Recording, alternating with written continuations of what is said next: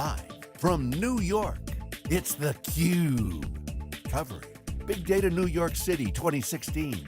Brought to you by headline sponsors, Cisco, IBM, NVIDIA, and our ecosystem sponsors. Now, here are your hosts, Dave Vellante and George Gilbert. Welcome back to New York City, everybody. This is theCUBE, the worldwide leader in live tech coverage. We're here concurrent with Strata and Hadoop World. James Markarian is here. He's the CTO of SnapLogic, longtime industry participant, watcher, technologist. James, welcome to theCUBE. Thanks for coming on. Thanks, great for having me, guys. So we were talking off camera, and you've got a good historical perspective, not only on Hadoop World, but on the industry in general. So what's happening in data management? How is it evolving? What's changed over the last 5 to 7 years? Well, what isn't changing? So, when I think about, as you know, I used to be CTO of another integration company, and I kind of view that now as like prehistoric times. So there are like a few creatures kind of roaming the earth, like a few ERP systems, a few database systems. There are a few flavors of Unix. That was a little spicy, for the time. But now, like in the last few years, everything's just completely exploded. So lots of SaaS applications, still a lot of on-premise applications, and a lot of legacy. And now we're seeing this like trend around changes in the database market that we hadn't seen for a while. Like, so when you look back even longer than the question, but like say 10 or 20 years, you could pick any flavor of database that you wanted as long as it was like Oracle, IBM, or Microsoft. And now you have relational databases, you have NoSQL databases, and then you have purpose-built databases for doing analytics. So everything from like Vertica and Redshift to, of course, Hadoop. And it's exciting, for us involved in technology. It's like new. And when you look at customers, they're like, well, that's great. Now what? And so I think almost everything has changed. The platforms have changed. People's expectations around what they can do with their data has changed. And the complexity has kind of gone up considerably also. And that's what I think is both challenging and exciting about this. Yeah, it's certainly challenging for customers, right, to try to keep up with all this. I mean, the people part of the equation has made it difficult for a lot of people to get value out of their data. Now, it's taken maybe longer than a lot of people thought, but what's your point of view on that in terms of just the people skills that are now available to exploit data? I think it's evolving. It's something that doesn't change overnight. All of a sudden we didn't in IT just sort of mint, so-called data scientists. We were talking about like Jeff Hammerbacher earlier. There's just not a lot of guys like that floating around that really just sort of, intuitively through experience, have the technical skill and the business angle to actually take advantage of it. So, I kind of describe like the early days of Hadoop. I've been breaking everything down into equations lately, which makes me very like fun at parties. So basically, the equation that everyone was sold on for Hadoop and like was, look, you have cheaper hardware and you have cheaper software, then like pick your favorite like former analytic database or data warehousing database. It's like, this is obvious. It's like, well, okay, let's add a few other parts to the equation. And like, what about the people cost? And what about the churn or risk cost as like technologies continue to evolve in the Hadoop ecosystem? So first it's MapReduce, then it's Pig and Hive and Taze and Storm and Spark, and like you pick your week and you can name a technology that was like the it technology. Then you need the people that are masters of those technologies, and they have to keep up with it. So I think that the people part is not close to being solved. There is a potential solution coming, though. I don't know if you've heard about this thing. It's called the cloud. It's going to be big. And so I think that a lot of the improvements that we've seen in the app space for transactional applications are actually going to be moving to the cloud. And so some of these problems, not all of them, end up getting simpler as you move things to the cloud. At least that's kind of my working premise nowadays. What is it that, I mean, you can sort of forklift, lift and shift what you've got on-prem to the cloud, and you'll have the same operational challenges. But obviously, if you're in a new distribution channel and you have, the ability to automate the operation, give us, what you're thinking about with technologies that SnapLogic would be integrating with, where you think that cloud deployments have the potential to reduce the operational overhead? Yeah, so it's a good question. So like you look at the cost of of operating a Hadoop environment. There's kind of two dimensions to that, right? So one would be the upfront cost, like the pure like sort of data center cost. So what are the promises of Hadoop? Well, elastic scalability. Yeah. Now, your first day on the job, I say, okay, we're going to be elastic. Now go set up your data center like to be elastic. It's like, well, we still need all these physical nodes, even though we're like very virtualized, containerized, Right. lots of eyes. But we need to set up our like physical machines, rack and stack everything. I need to be a master of all the administrative tools, so I need to be like into Zookeeper and all my sort of management tools. I need to know how to diagnose and fix problems as they come up because I have nodes that go down and disks that go down, et cetera, or things that are underperforming. So in some ways, like a blackout is easier than a brownout. It's like, well, this thing's underperforming for some reason. I'm not getting like my disk read speed that I think I should be. I got to go fix it. Like, why deal with any of that, right? So, the whole premise is, look, if you want elasticity at like possibly a much greater scale than you can get like by building it out on premise, then if my nominal run rate is like I scale out over say like 10 nodes, which actually for most people I would say is sufficient. But every once in a while I want to burst to 100 nodes or 1,000 nodes. That's very difficult for most enterprises to take on. Like that's a lot of racks, that's a lot of electricity, that's a lot of everything. So you have to first deal with that those operational issues. Then I think the thing that actually makes it possible, which actually made a lot of the kind of separation of interests, like NoSQL databases for quickly persisting, and like Hadoop databases and analytic databases for doing analytics.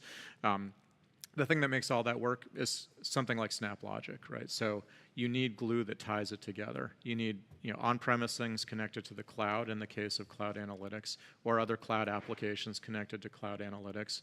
Or you need things that tie your different like instances of transactional databases and analytic databases, and that's kind of where we see ourselves fitting in. So we try to make it all easy. So a couple years ago, whatever, maybe it was 3 or 4 years ago now, somebody came up with the concept of data lakes. And said, Yeah. Great, put all your data in the data lake and no schema on write, just dump it in there and then we'll magically you'll get access to it and all the wonderful things will happen. And what seemed to happen was, first of all, you had lots of data lakes, but there was value in that it was cheaper than sticking it in your enterprise data warehouse. But Modulo the previous discussion, yes. yes, Yeah. right, yeah, exactly. So, okay, so what's the right strategy for customers to take in terms of whatever? Some people hate the term, some people love the term. What should people do? Yeah, and I'm somewhere in between. So I think, first of all, like a lot of things we're seeing, like what's old is new again. So this idea of like a data lake, if you turn the clock back even further, it's like when IBM first popularized like data warehousing. The idea was so big it almost like kind of killed the whole industry before it even got started. Like this idea of the galactic data warehouse, and customers were sold, and maybe it was actually more practical back in the mainframe days where you had like kind of like co-location of all your transactional applications. Why not build something that's sitting right next to it that actually is used for analysis? But it turned out we didn't really have the horsepower to do it. So I think this idea of dumping everything in one place is like seductive in a lot of ways. Like, hey, wouldn't it be great if I had all of my information in one place, and then just like, all these insights are going to just come like bursting out of this. I won't even be able to contain it. And then you see what the reality is, which is like, how do people really work? So they put it into a data lake, or whatever they call a data lake, and all of a sudden the data starts, kind of evolving, right? So I have this data is derived from this data, is derived from this data, and then it forks, et cetera. And I tell you to like build a report on something on this data set, and you say, well, there's 50 of them. Like, which one do I actually pick? It's like, well, that one was created by this like maniac, and that one was created by a guy in another group, and that one's the right one for now. But then tomorrow it might be different. So what we think is that you actually need to really think about the organization within your data lake. Like it's sort of, if you just put it in as a, like an NFS drive or something, and you dump everything there with like no metadata and no organization, it's going to be lousy. So you need, first of all, tools to help you organize it. So I think that you can think about it as like zones within your data lake, like the raw data. Something I don't have like good terminology, so I'll give you my like crummy terminology. So purified and what I call bottled. And it doesn't matter how many zones you have, but you need kind of rules like data SLAs that indicate how structured are things. Like some should be completely schema on read. There are parts of it where you don't want to keep like re-implementing schema like every time you read data, which a lot of analytics tools actually want and need, and like the type system actually is your friend in some cases and a foe in other cases. And you need tools that sort of help you define and marshal the data through and allow you to subscribe to the data. So when I think of like kind of our vision for how we build out the data lake, it's not just, populating is fun, it's important. Brokering out of the data lake is fun and important, but actually management within the data lake I think is going to be critically important. Let me ask on a couple of sort of different dimensions that you were talking about. One of the benefits of the data lake was sort of schema on read. Let's just put it all in there, and then we'll figure out what questions we want to ask. And also, we're trying to sort of collapse the amount of time between when we sort of ingest the data and then when we can analyze it and make a decision. Mm-hmm. So in that respect, it's sort of very different from the traditional ETL tool. Yeah. So tell us more about how the sort of origin story came about that was different, not just cloud on-prem, but to take advantage of these other changes. Yeah, if we can, maybe we can tease apart the two things. Yeah. I think schema on read is kind of big. Yeah. I think SnapLogic origin is like pretty big. Okay. So let me like at least deal with schema on read, which Okay. might be like more generally applicable, and I'm happy to talk about SnapLogic. So schema on read I think is amazing. So when you think about impedance in like data warehousing, you have like one of the reasons why we didn't have these cool collections of data like all along was the fact that how did it work before? So even like go back to like early versions of data warehousing, like DB2 mainframe or other things, and they were very strongly typed, and you had strong schema, and the general pattern was you'd have like a bunch of like the data architects. They probably weren't called that back in the day. I don't know what they were called. I do have gray hair, but not that much. Okay. And so they would go away and they would come up with the schema that was supposed to like span everything, because you needed a schema to slot things in. And we were coming out of the world like the VSAM world where typing wasn't as important, and you could have these generalized buckets of things. And so everybody felt like everything had to be typed so you could query it primarily later. So it was great, except by the time that they actually came up with that schema, your business problem would have changed, your source systems changed, everything changed, and it was like completely freaking worthless, right? So, so schema on read is good because in some cases, the time value of that data is so low. If you take the time to create a schema for it, it's done. Like if you think about IoT and other things. So the other thing is that in the time it takes to come up with that schema, just even when the time value of the data isn't low, your business requirements might have changed, and schema used to really define queryability and what you could do with it. So a few things have changed. So we have this fast unload mechanism. It's a little bit of kicking the can down the road because you have to face these problems at some point. Like there's reconciling like 120 different finance systems doesn't get solved by schema on read. It just gets like, you just push the problem. Just avoid doing it now. Yeah, you just sort of solve it like somewhere else. There's value in doing that, because if you did it in the warehouse with where you first land your decision support data, you've sort of obviated a whole bunch of questions that if you want to go back and ask later, you have to bring all the new stuff over. I couldn't agree more. There's so much value in having all the data, and actually, you can credit even guys like Teradata, for saying this all along. It's like don't compress your data, don't abbreviate your data, don't aggregate your data, just have the data and then figure it out. Now you can look at the economics and everything, but that part was absolutely right, and that's exactly what you're saying. And sometimes you want to understand the differences between the systems, and sometimes you want it all unified, and there's really kind of value in both. So just on the SnapLogic side, I think that there's a few things that we kind of figured out. Like one was everything is moving to the cloud. First operational stuff, which was where we got our start. So we wanted a completely cloud-first experience. We wanted to do a great job of integrating cloud applications. It turns out that they're all document-based for the most part through their interfaces. So you have a REST interface that spits out a JSON document. And when you looked at kind of previous generation technologies, they were all row and column. And so they would be great tools as long as you didn't mind cramming all of your documents into a row and column model. And so when you talk about this impedance mismatch, you had it right out of the box with these technologies, because I had to take my data that I understood, put it into a format that I no longer understood, and then maybe actually put it back into some third format later. And so there was this huge impedance mismatch, in my view, at every step of the way. It takes longer to build connectors in that model. It takes longer for customers to deploy, because they would have this on-premise deployment model. Like I have to install software on everybody's desktop. It's like, no, just say no to all these things. It's like, look, if you have an impedance mismatch, fix that. If you have a deployment problem, fix that. And so, SnapLogic just went head at these problems and said, we're going to just change the way everybody thinks about integration. So that's the story. And so what do you sell? A platform of tools, or? Yeah, so we have, the message would be we have an integrated solution. It's an iPaaS solution, meaning that we are delivered, our design experience is delivered from the cloud. You can deploy on-premise or in the cloud, and we integrate. So we do application integration, like say you want to attach NetSuite to Salesforce.com.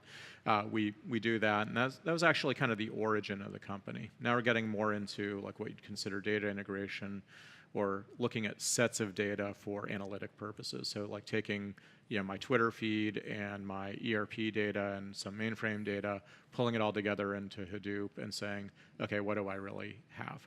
So now we're looking at doing Hadoop integration, both in the cloud and on-premise in your Hadoop instance. And I access that in your cloud or whose ever cloud? Well, it depends on what you mean by access. So like in terms of design experience, it's our cloud. Right. So we host on Amazon. You get it from there. Again, no download for anything. Yeah. But your data stays wherever you want it to be. So if you never wanted to touch the cloud, it never touches the cloud. It runs completely behind your firewall. If you want to run on AWS or in other cloud platforms, yeah, we can deploy to AWS, or we can have our own integration service that also runs in both Amazon and a hosted service. You can kind of run it wherever you want. For data privacy reasons. That's right. All right, James, we're out of time, but I'll give you the last word on whatever you like. I mean, Strata Hadoop world, sort of SnapLogic, your vision. Give us a bumper sticker. All right. Well, that's pretty broad. I like it. Well, I think to me, no I always schema. No schema for this talk. So, well, I think that the big question is always what do we want to do with data? I think at various times it's easy to get mired in the myopic issues of how do I operate this? What's the latest machine learning environment that I need to learn? It's all exciting stuff, and we have this toolbox we've never had before. Now, what are we really trying to do, at the end of it? So if we do our old analytics more cheaply and quicker than we used to do, is that good? Yeah, that's good, but it's not that exciting. I always ask the political question, are we better off now than we were 4 years ago or whenever Hadoop investment that debate started? Yeah, yeah. I was told not to mention names, but at least that idea is good. And so I don't know, after billions of dollars of VC money and others that have poured into this, that we're really better off yet. So the question is, what would make us better off? Yeah, I think non-deterministic analytics around machine learning and AI are excellent. I actually, still have this weird utopian vision for where everything goes, which is when you really think about data utopia. What do you think about? Just think about questions that you might ask, air quality, sort of statistics about passengers that you're flying next to on the airplane that you're allowed to know about. Just there's so much every day, every minute, every second information that you don't really have easy access to. And then you look at enterprise questions about like their customers or their products. And all these questions that we should have better answers for, we don't. And I think a lot of it has to do with like data availability and our ability to combine that data together. So when I think about the vision of data, you think about like kind of third-party stores for data, all subject to privacy and everything, means. And then the ability to combine it with data that you know something about, and really kind of thinking about like solving like more, problems with data and what, how we further eliminate the impedance behind some of those challenges. And I think that that's kind of where things head. I actually think Hadoop plays a part in this. And I think that integration technologies like SnapLogic have a big role in getting that data together and combining it in meaningful ways so that we can answer those questions. Well, it's a key step to realizing that vision. James, thanks very much for coming in theCUBE. Very appreciate it. Great, thanks for having me, guys. You're welcome. All right, keep it right there, everybody. We'll be back with our next guest. This is theCUBE. We're live from the Big Apple. We're right back.